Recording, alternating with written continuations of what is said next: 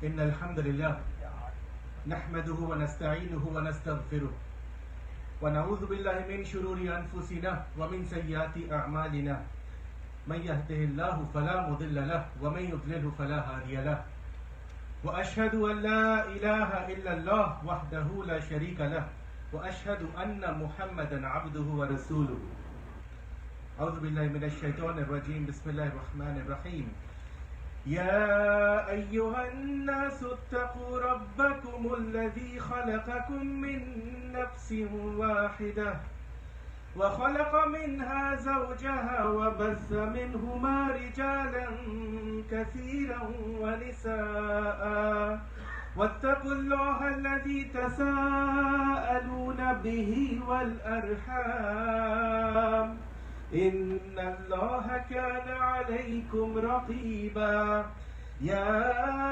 أيها الذين آمنوا اتقوا الله حق تقاته ولا تموتن إلا وأنتم مسلمون يا أيها الذين آمنوا اتقوا الله وقولوا قولا سديدا يصلح لكم أعمالكم ويغفر لكم ذنوبكم ومن يطع الله ورسوله فقد فاز فوزا عظيما أما بعد رب اشرح لي صدري ويسر لي أمري واحلل عقدة من لساني يفقهوا قولي.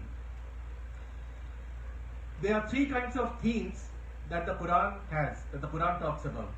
The first theme is the theme of Aqidah, knowing Allah subhanahu wa ta'ala, knowing there is a day of judgment, knowing that all of us are going to be ending in one of two places, in heaven or in hellfire. May Allah protect us from hellfire. So that's the first theme. The second theme is the rules of Sharia, right? You can call it fiqh rulings that derived from there and from the hadith. The second are laws, right? A bunch of laws, like there are laws around what you can eat, what you cannot eat, and so on. Rules of hijab, rules of salah, and all that. So that's the second theme. The first theme is Aqidah, knowing Allah subhanahu wa ta'ala. Second theme is the laws that form the basis of Sharia. The third theme are these stories. The stories or qasas that are mentioned in the Quran. So, and the qasas could be about prophets. Most of them they are about prophets in the past. And some of them may not even be about prophets, but they are stories meant for a reason. And the reason is, this is the last book that Allah subhanahu wa ta'ala has revealed to humanity. So there is no other book after this. And this book is going to be recited until the day of judgment.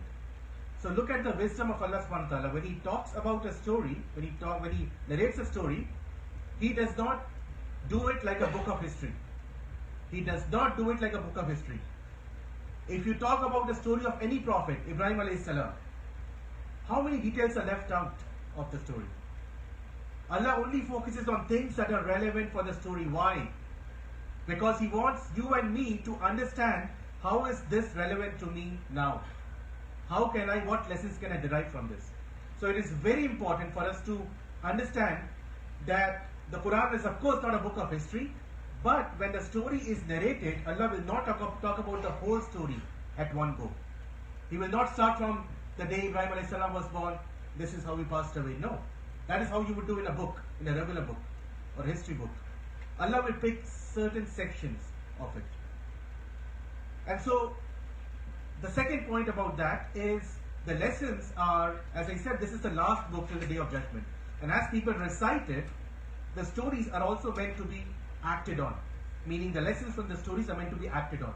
And that is why Allah presents the story, the same story, from different angles, from different perspectives. Why?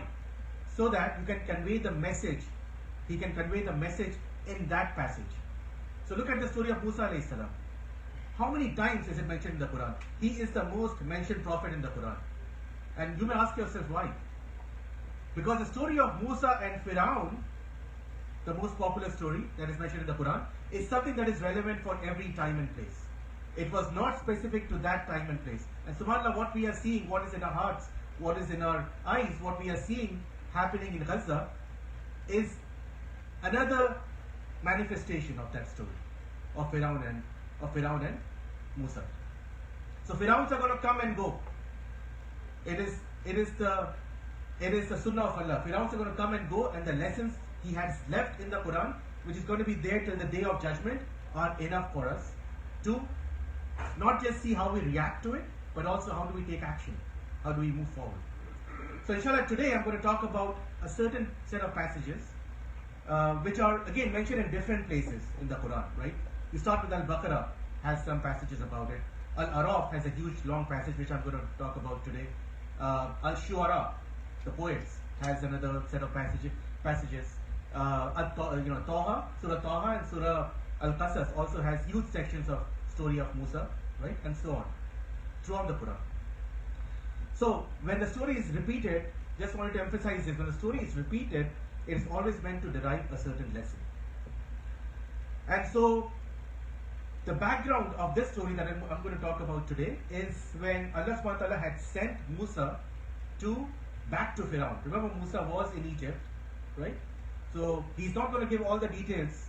He's going to talk about when he asked Musa alayhi salam to go back to the Fir'aun, go back to Pharaoh, who was an oppressor, right? And he was oppressing in the worst shape and form. Oppressing the Israelites of that time, or the Bani Israel, or the Muslims, you can say, of that time. They were oppressing them, right? So Allah subhanahu wa ta'ala had sent Musa to Fir'aun to give him another chance, to give Fir'aun another chance to turn back to Allah, right? And so that's the background. And fast forward, in this short khutbah, I'm going to only talk about the lessons and talk about the themes or the parts of the story that are relevant. So fast forward, what did Fir'aun say? What did Fir'aun do? Now, he ran a media strategy. Now, living in this time and place, we know there's billions of dollars being poured in this industry of Islamophobia. We all know that. We are living it.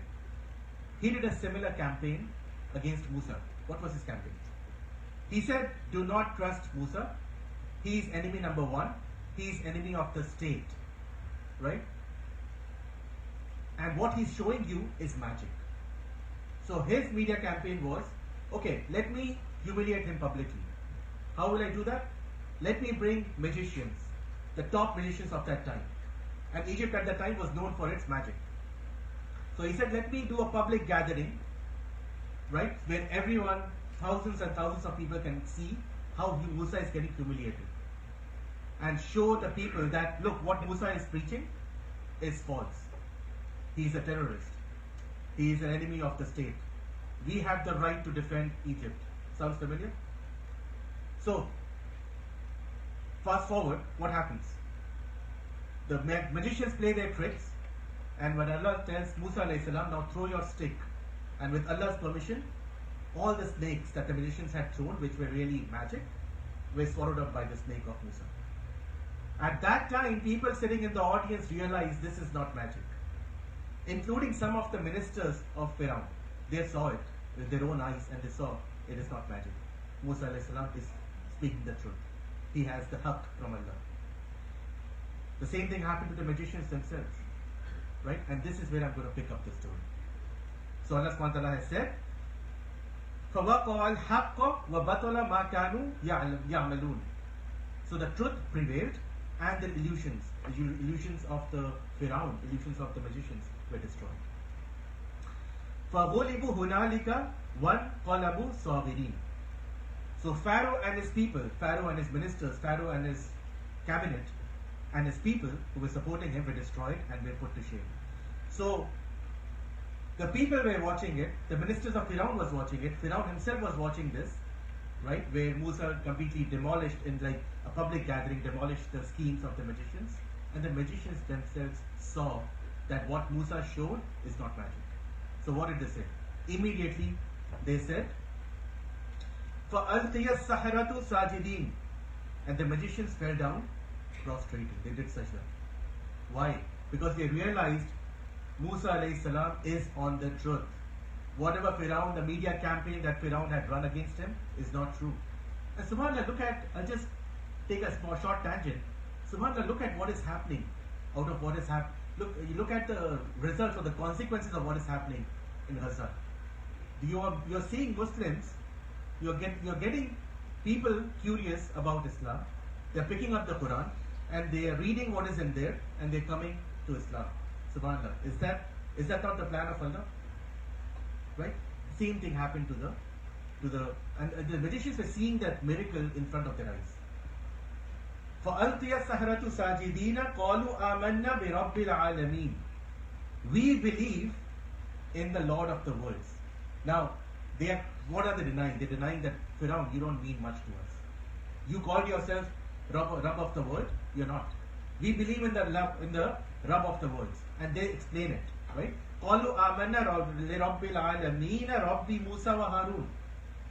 Which Rabb do we believe in? They said we believe in the Lord of the worlds. Rabb al-Alameen is the Lord of Musa and Harun, not you, Firaun. So he is directly, very clearly undermining Firaun publicly. Who? The magicians. And who is seeing it? The people in the audience. His ministers are seeing it. So now you will see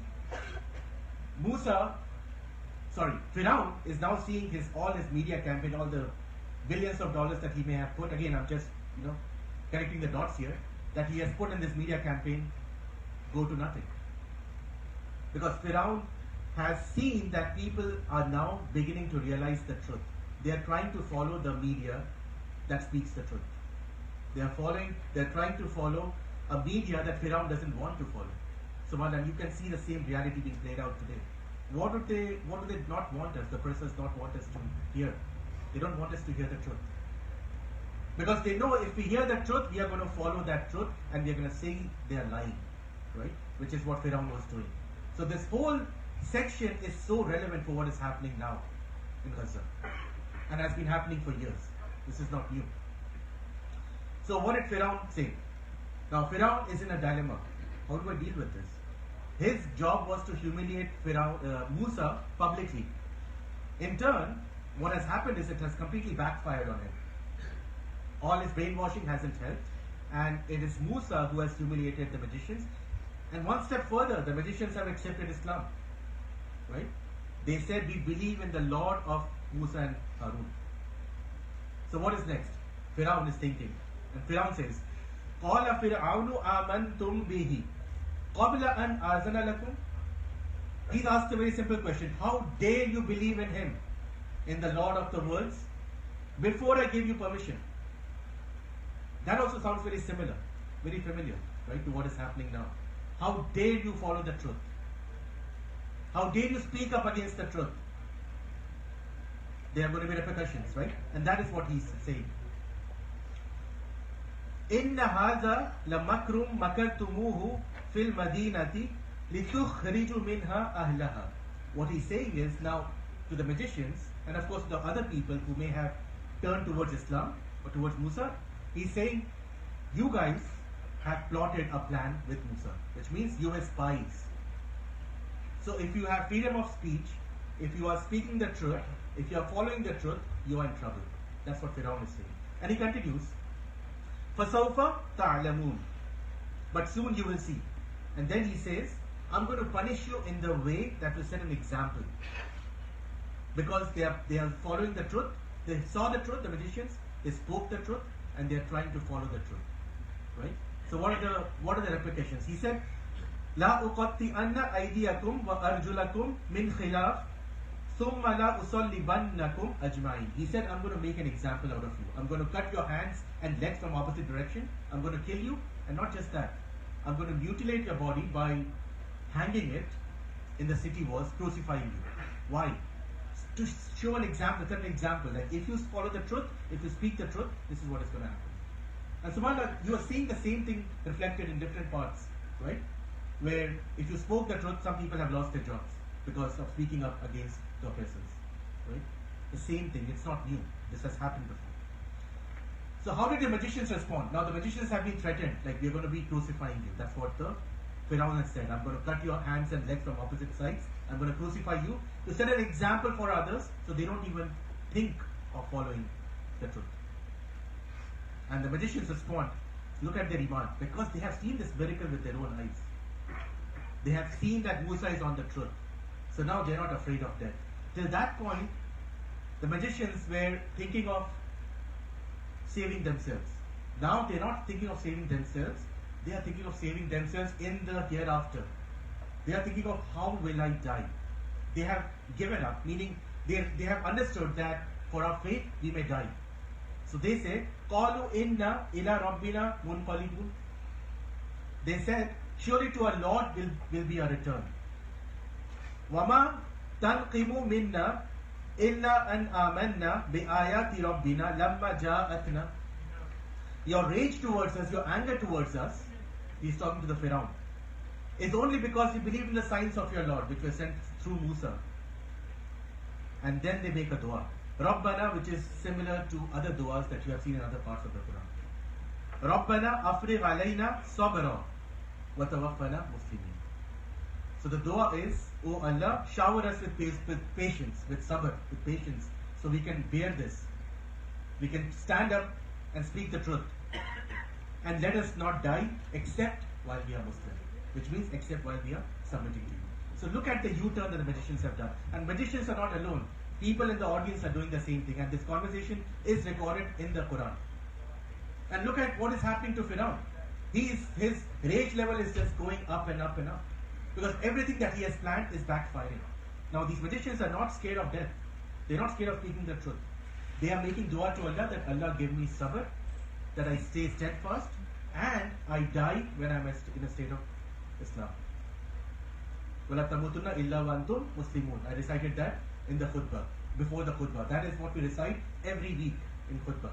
Right? Oh Allah, make us not die except when we are Muslim. That's what the magician said.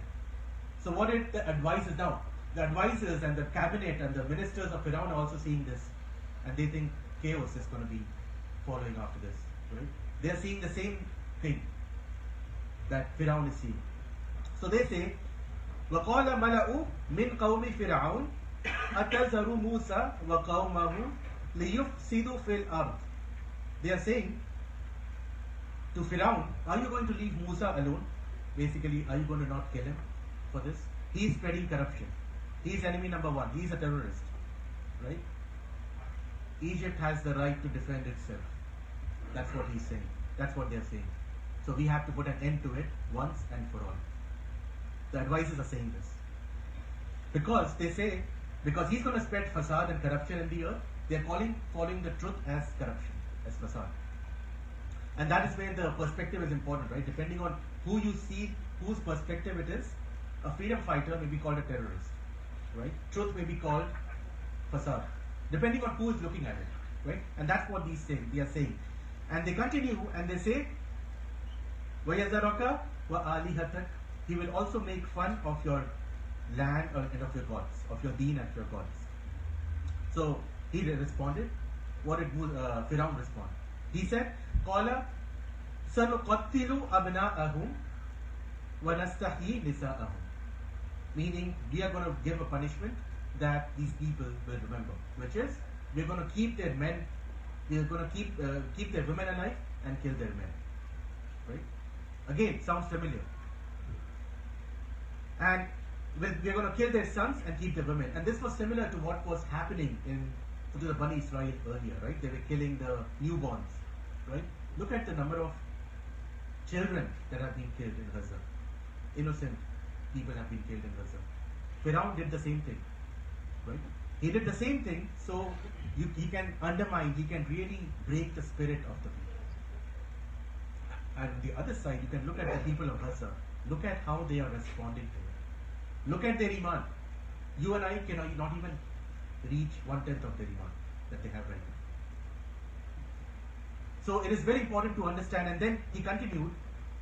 And then look at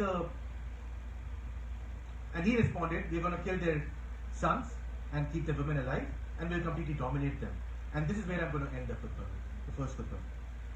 So what did Musa say after this? He said, قَالَ مُوسَى لِقَوْمِهِ اسْتَعِينُوا بِاللَّهِ وَاصْبِرْ. Again, he asked for patience. Believe in Allah and have patience, similar to what the people of Gaza are doing. Believe in Allah and have patience. إِنَّ الْأَرْضَ لِلَّهِ يُورِثُهَا مَنْ يَشَاءُ مِنْ عِبَادِهِ. Allah's earth is vast. Allah gives the earth and power and dominance to anyone He wills, whenever He wants. Which means the power can also be taken away. That's what he's saying. And the ultimate outcome, وَالْعَاقِبَةُ لِلْمُتَّقِينَ, belongs to the muttaqeen. قالوا أوذينا من قبل أن تأتينا ومن بعد ما جئتنا.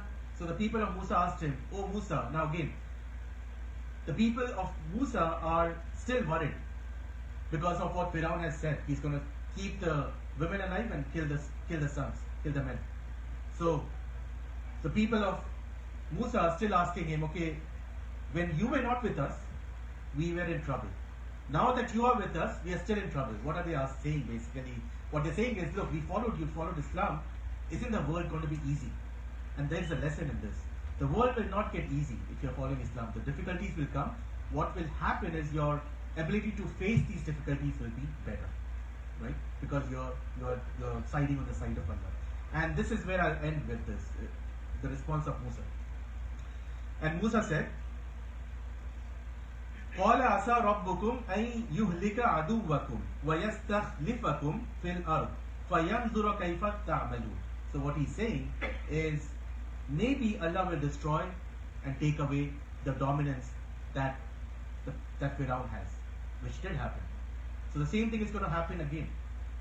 The dominance is not, and the oppression is not going to last forever.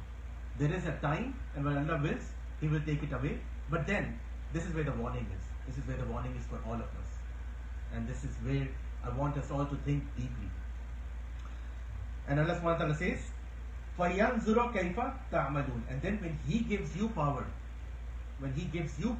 over them, He's going to see how you will react. And subhanAllah, if you go back, look at the way the Muslim countries have been reacting. I don't want to comment on the politics but you can see. And you can see many of these Muslim countries were crying for independence, for freedom a few years ago, a few decades ago. What has happened? Have we not become the most corrupt nation on the earth? Look at any Muslim country. Corruption is at the top. There is rigging of votes.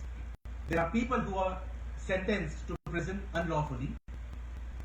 We have created more fasad on the earth.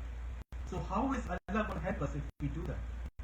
And that is the warning that is there. Yes, Allah will change the condition. The power will shift. But then He will look at you and how are you reacting to it. And Muslims so far, if you ask me, read up history. Muslims have failed. Muslim nations have failed. Because we haven't upheld our deen. And that to me is the most important thing. So it ends on a positive note, but it also has a warning for you. Does Father allow us to have the state of Islam at the time of death? May Allah subhanahu wa ta'ala allow the tragedies of this ummah to be lifted and to elevate our iman. May Allah subhanahu wa ta'ala accept the shuhada of Gaza and shuhada everywhere else, and grant them forgiveness. May Allah subhanahu wa ta'ala accept the ibadah and forgive our shortcomings, and that's Islam. أقول قولي هذا واستغفر الله لكم ولسائر المسلمين فاستغفروه إنه هو الغفور الرحيم.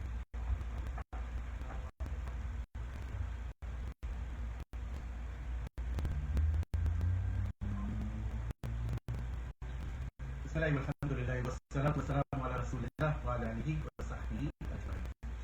So in conclusion, I'm going to say, yes, make dua for what wrongs are happening throughout the world, including the one in Gaza. Make dua for the people of Gaza, but also make dua that Allah guide us. Because as big a test it is for the people of Gaza, it is a bigger test for us. How are we responding? How are other Muslims responding? May Allah bring peace to Palestine and free them from oppression. May Allah allow our hearts to be attached to the hereafter and make us among those who are conscious of Him in every moment. May Allah give everyone who is sick a speedy shifa, and for those who have passed away, grant them rahmah. Allahumma salli ala Muhammad wa ala Muhammad kama sallaita ala Ibrahim wa ala Ibrahim innaka Hamidum Majid. Barik ala Muhammad wa ala Muhammad kama barakta ala Ibrahim wa ala Ibrahim innaka Hamidum Majid.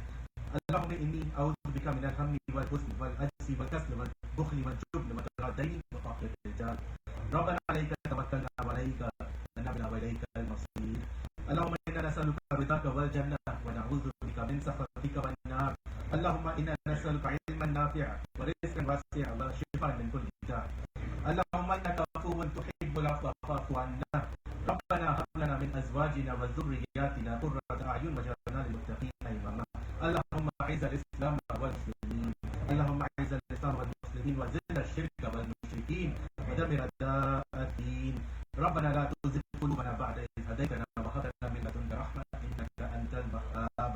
ربنا آتنا في الدنيا حسنة وفي الآخرة حسنة وقنا عذاب النار وصلى اللهم وسلم وبارك على نبينا محمد وعلى آله وصحبه أجمعين. سبحان ربك رب العزة عما يصفون وسلام على المرسلين والحمد لله رب العالمين. وأقيموا الصلاة.